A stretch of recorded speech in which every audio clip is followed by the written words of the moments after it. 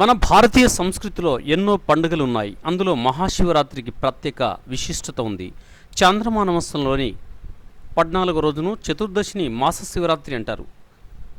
అదే మాఘ బహుళ చతుర్దశి రోజు వచ్చే శివరాత్రిని మహాశివరాత్రిగా పిలుస్తారు. దీనికి ఆధ్యాత్మికంగా గొప్ప ప్రాధాన్యం ఉంది. ఈ రోజునే శివుడు లింగ రూపంలో ఉద్భవించినట్లు పురాణాలు చెప్తున్నాయి. మహాశివుడికి అత్యంత ప్రీతిపాత్రమైన ఈ రోజున ఉపవాసము, శివార్చన, జాగరణ చేయడం వల్ల ఎంతో పుణ్యం తగ్గుతుంది. శ్రీ దుబ్బరాజేశ్వర స్వామి ఆలయంలో శివరాత్రి ఉత్సవాలు ఘనంగా నిర్వహిస్తున్నారు. భక్తులు విశేష సంఖ్యలో పాల్గొని మూలమూర్తిని దర్శించుకొని ప్రత్యేక అభిషేకాలు నిర్వహిస్తున్నారు.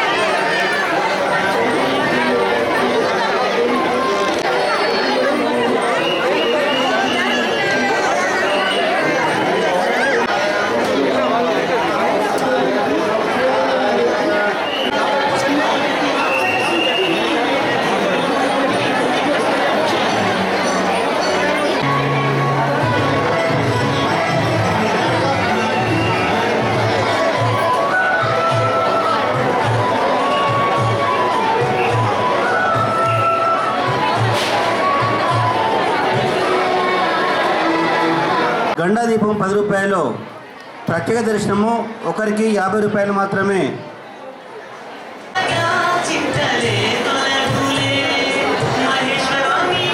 కోటి టికెట్ 150 రూపాయలు, గంట గదా స్థూలము 50 రూపాయలు, అభిషేకం 200 రూపాయలు.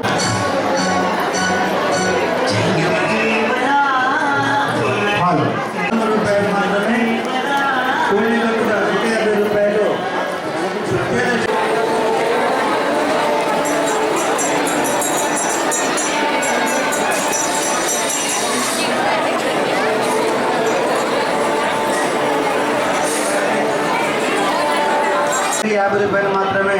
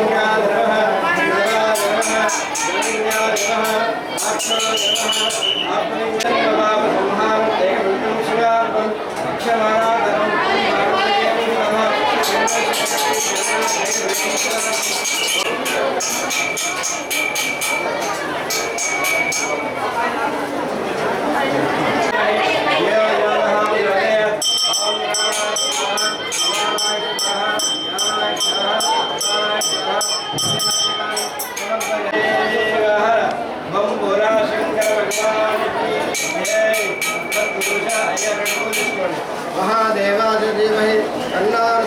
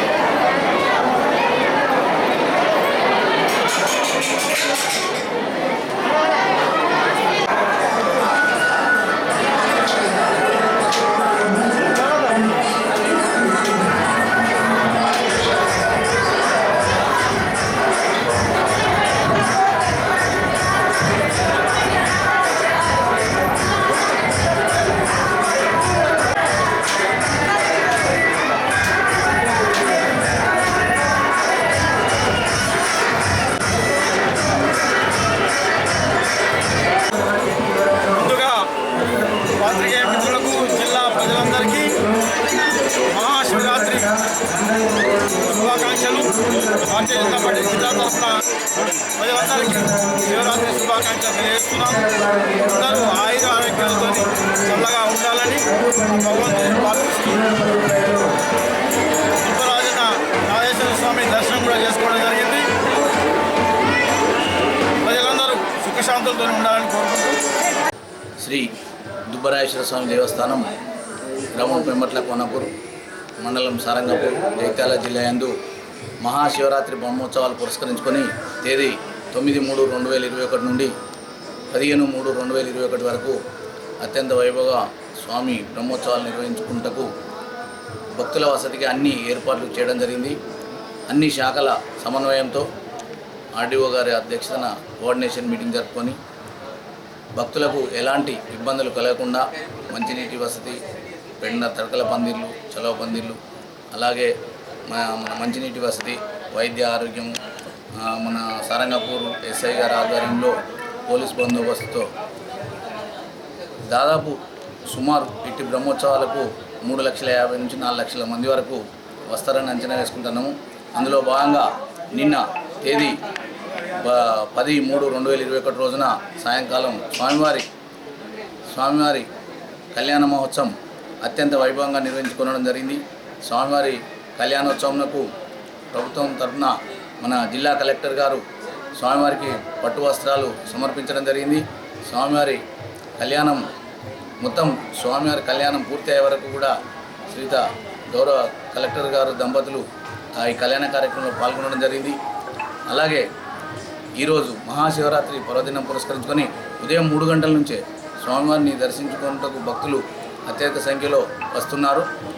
ఎలాంటి భక్తులకు ఎలాంటి ఇబ్బందులు కలగకుండా అన్ని ఏర్పాట్లు చేయడం జరిగింది.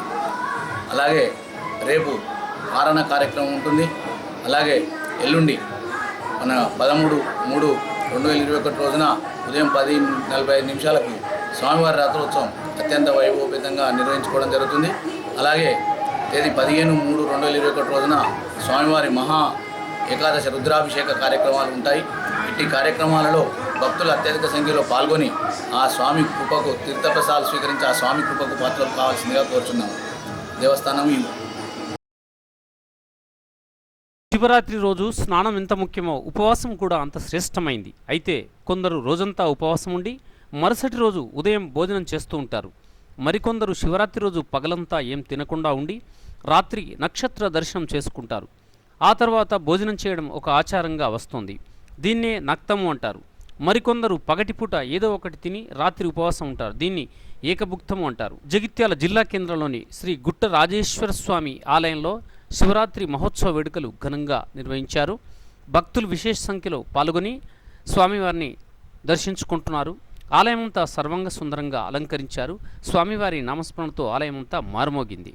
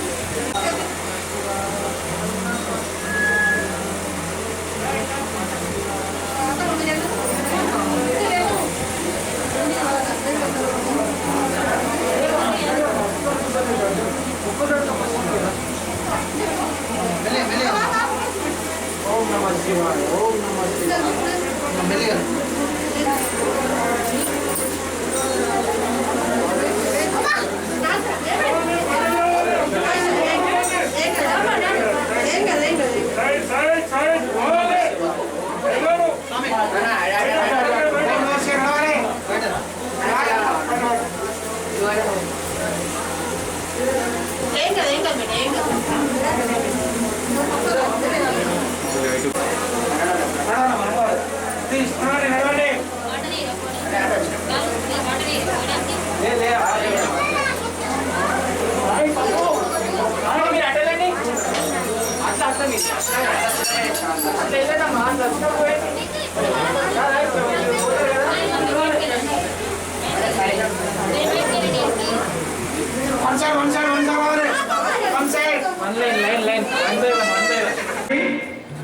ఉన్నారా? అందరూ ఇక్కడే ఉన్నారా? 2 నిమిషాలు. కొత్తలు వేదం చదివితే చాలు, నీకు 4 వేదాలు చదివినటువంటి పుణ్యం నీకు వస్తుందయ్యా. అందుకే యజుర్వేదం చదవమన్నారు. అందరు ఇక్కడే ఉన్నారు కదమ్మా. చదివితే మీకు 4 వేదాలు చదివినటువంటి పుణ్యం వస్తుందట. చదివారు కొంతమంది. ఎట్లెట్లా కాలం మారుతుందో అట్లా మనుషులు కూడా మనం మారిపోతాం కదా. అప్పుడు ఆయన అన్నారు, యజుర్వేదము కూడా చదవడం నా వల్ల అయితలేదు, మరి యజుర్వేదము ఏదైనా కొంచెం సారం ఏమైనా ఉందా, ఇంకేదైనా కన్సెషన్ ఉందా అని ఉంది. యజుర్వేద శ్రీరుద్రం అంటారు. ఎవరైనా ఎన్నో బాగా లేకపోతే రుద్రాభిషేకం చేయించుకుంటారు. అవునా కాదండి? మీరు ఎన్ని నవగ్రహాలకు తిరిగినా ఏం చేసి రుద్రములు రుద్రావయేతి రుద్ర అని చెప్పడం జరిగింది. సదాశివ రుద్రావయేతి రుద్ర అని చెప్పడం. అధ్యాయాన్ని చదివితే మీకు 4 వేదాలు చదివినటువంటి పుణ్యము మీకు వస్తుంది. అంటే యజుర్వేదం కూడా చదవక్కర్లేదు. ఆ యజుర్వేదంలో రుద్రాధ్యాయం చదివితే అయిపోయింది. రుద్రాధ్యాయం చదివితే తత్వపంచాక్షరి ముఖ్య శివ ఇత్యక్షరద్వయం. శివనామము ఎటువంటి గొప్ప తత్వం అనేటువంటిది మీకు చెప్తా ఉన్నాను.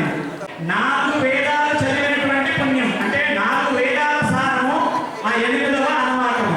ఆ 8వ అనువాకం చదివితే 4 వేదాలు. నమః శివాయ, ఓం నమః శివాయ, ఓం నమః శివాయ, ఓం నమః శివాయ, ఓం నమః శివాయ, ఓం నమః శివాయ, ఓం నమః శివాయ. భక్తిగా ఇప్పుడు ఎవరు వృద్ధరాభ్యాం నగేంద్ర కన్యా వృషకేతనాభ్యాం నమో నమః శంకర పార్వతీభ్యాం. వందే శంభుముమాపతిం శూనాం పతిం, వందే సూర్య శశాంక వహ్నినయనం, వందే ముకుంద ప్రియం, వందే భక్తజనాశ్రయం చ వరదం, వందే శివం శంకరం. ఓం శ్రీ రాజరాజేశ్వర స్వామినే నమః. ధ్యాయామి, ధ్యానం సమర్పయామి. స్వామివారు వచ్చేసారు. ఇప్పుడు అమ్మవారు రావాలి. అందరూ ఒకసారి ఓం శ్రీమాత్రే నమః, ఓం శ్రీమాత్రే నమః, ఓం శ్రీమాత్రే నమః, ఓం శ్రీమాత్రే నమః, ఓం శ్రీమాత్రే నమః, ఓం శ్రీమాత్రే. శివరాత్రి మహాత్యం అంతా రాత్రి వేళల్లోనే ఉంటుంది. అందుకే భక్తులు రాత్రంతా జాగరణ చేస్తుంటారు. భజనలు, పురాణ కాలక్షేపం లేదా శివనామస్మరణతో రాత్రంతా గడుపుతారు. మరికొందరైతే అర్ధరాత్రి లింగోద్భవ కాలంలో అభిషేకాలు, అర్చనలు చేసి మహాశివుడి కృపా కటాక్షాలు పొందుతారు. జగిత్యాల మండలం పులాస పౌలస్తేశ్వర ఆలయంలో ప్రసిద్ధిగాంచిన ఈ ఆలయంలో పౌలస్తేశ్వరుని శివరాత్రి సందర్భంగా భక్తులు దర్శించుకున్నారు. ఆలయాన్ని సర్వాంగ సుందరంగా అలంకరించారు. భక్తులు స్వామివారి నామస్మరణతో ఆలయమంతా మారుమోగింది. ఇదిలా ఉండగా జగిత్యాల బల్దియా చైర్పర్సన్ భోగ శ్రావణి ప్రవీణ్ దంపతులు ఆలయాన్ని చేరుకుని స్వామివారి మూల విరాట్టును దర్శించుకున్నారు. ఈ సందర్భంగా ఆలయ సాంప్రదాయం ప్రకారం మహదాశీర్వచనము, తీర్థప్రసాద వితరణ కార్యక్రమాన్ని నిర్వహించారు.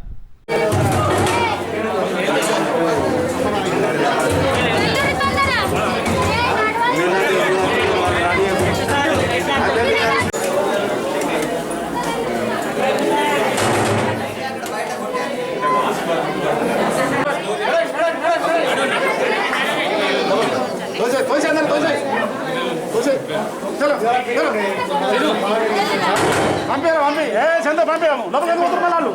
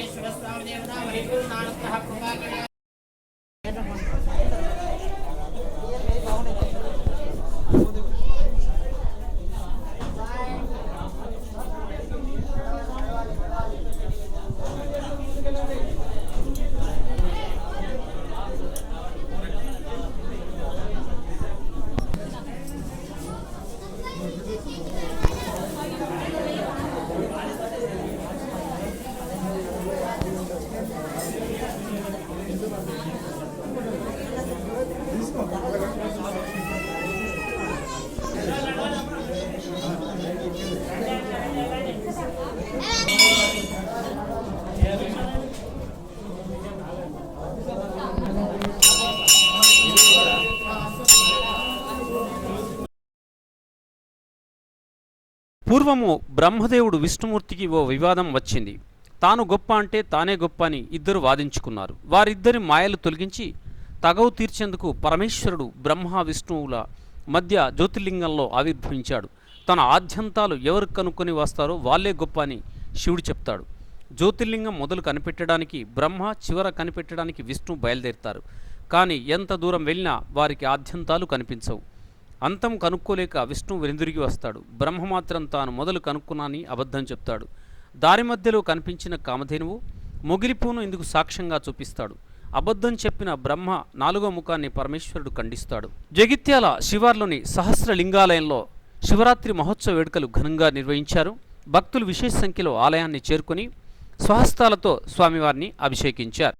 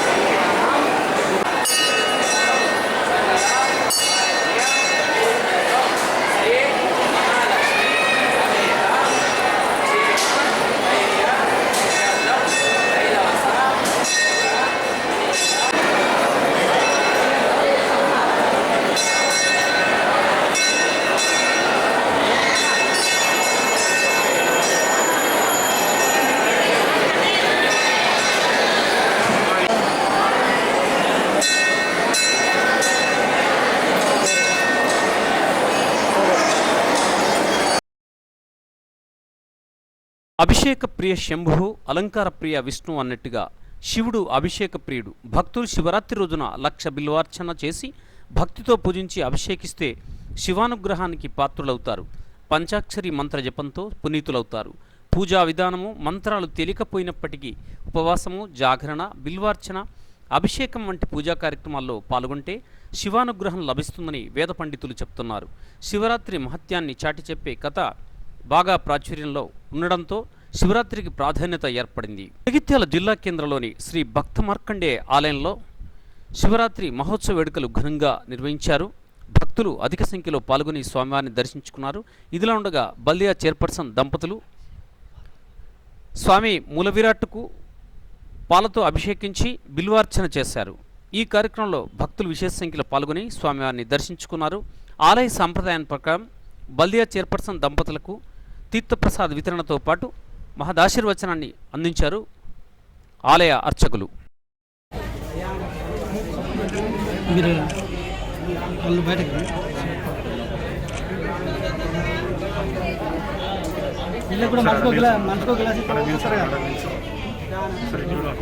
ఒకసారి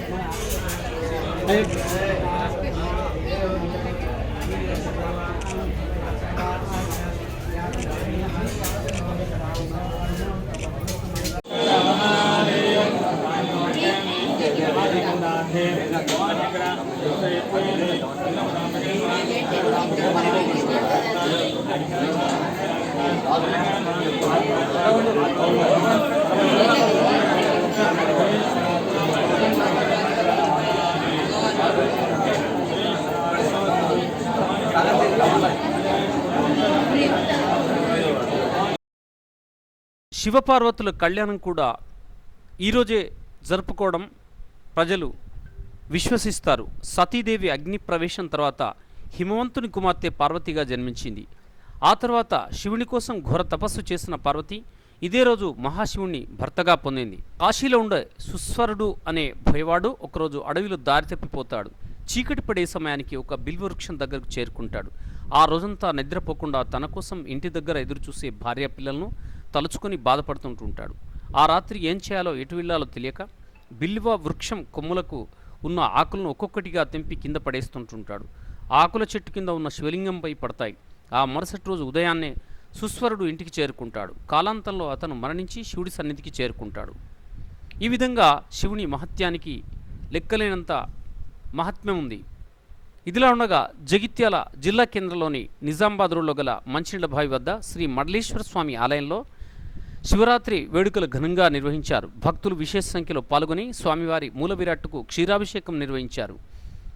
భక్తులు కళ్యాణ వేడుకలను ఘనంగా నిర్వహించారు. కళ్యాణ వేడుకలను వైదిక క్రతువును సభాపతి తిగుళ్ల విశ్వశర్మ నిర్వహించగా ఆలయ ప్రధానార్చకులు సిరిసిల్ల పార్థసారథి శర్మ తదితరులు పాల్గొని నిర్వహించారు. భక్తులు విశేష సంఖ్యలో పాల్గొని స్వామివారి కళ్యాణోత్సవాన్ని చూసి నేత్రానంద భరితులయ్యారు. స్వామివారి నామస్మరణతో ఆలయమంతా మారుమోగింది.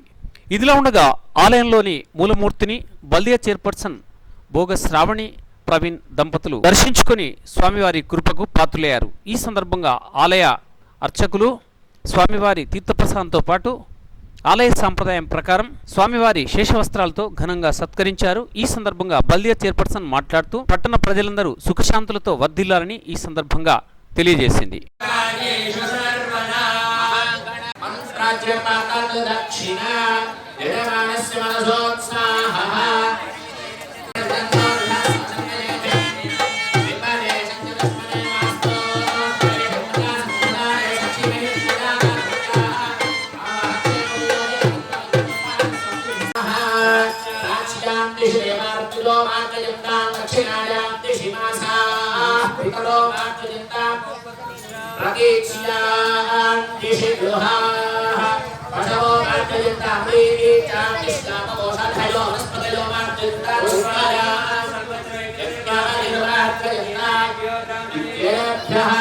చతుర్దశ మనూనాం మధ్యే షట్సు మనసు యదేదేషు సప్తమి వైవస్వనమనంతరే వతానీనాని కలి గుణవర్ధనే వత్స్య కూర్మవరాహ నరసింహరామన నామత్రయ బౌద్ధ కలికి దశావతారాణాం మధ్యే త్రాజప తాతో దక్షిణ ముంగటికను చేయి మీ వెనుకకను చేయి విడిచిపెట్టన్న దక్షిణాం యజమానస్య మనసోత్సాహ విదహన్యనిత్యం సంప్రాప్తే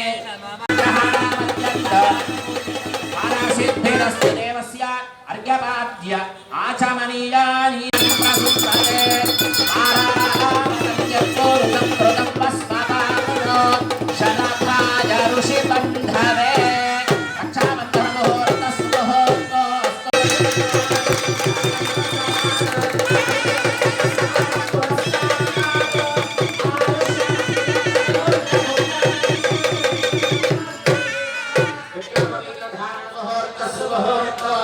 దేవస్య పునరాగమే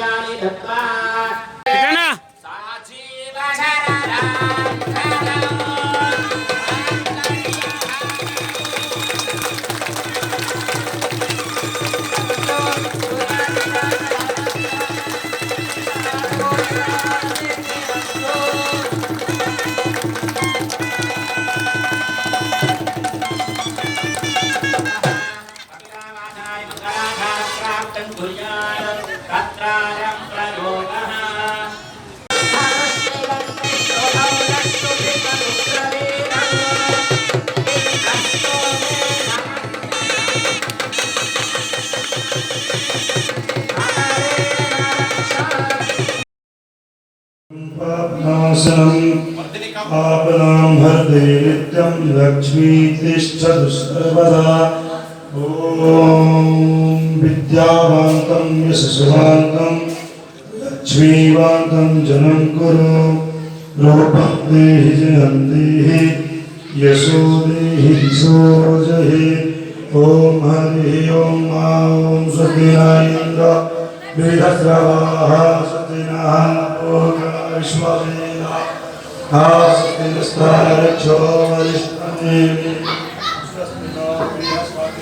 दधातु त्रिकरस्वामरुतः कृष्णमातरः।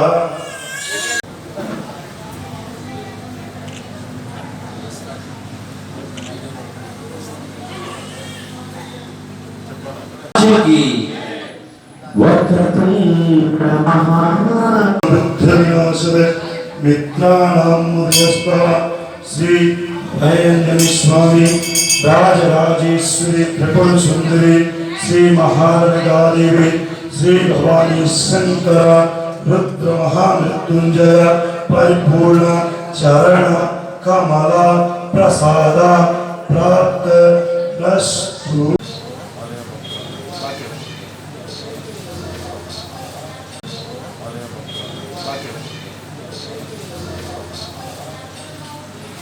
గత పుష్కర కాలంగా తనకంటూ ఒక ప్రత్యేకతను సాధించుకున్నటువంటి చిరంజీవి సోదరుడు బల్లమూడి రామప్రసాద్ శర్మకి అభయాంజనేయ స్వామి దేవాలయం పక్షాన మన ఈ అందరి పక్షాన ఒకసారి వారికి ఆశీస్సులు అందజేసుకుంటూ తను చేసిన ఆధ్యాత్మిక గీతాలు కానీ స్వరార్చనలు దాదాపు 24 గంటలు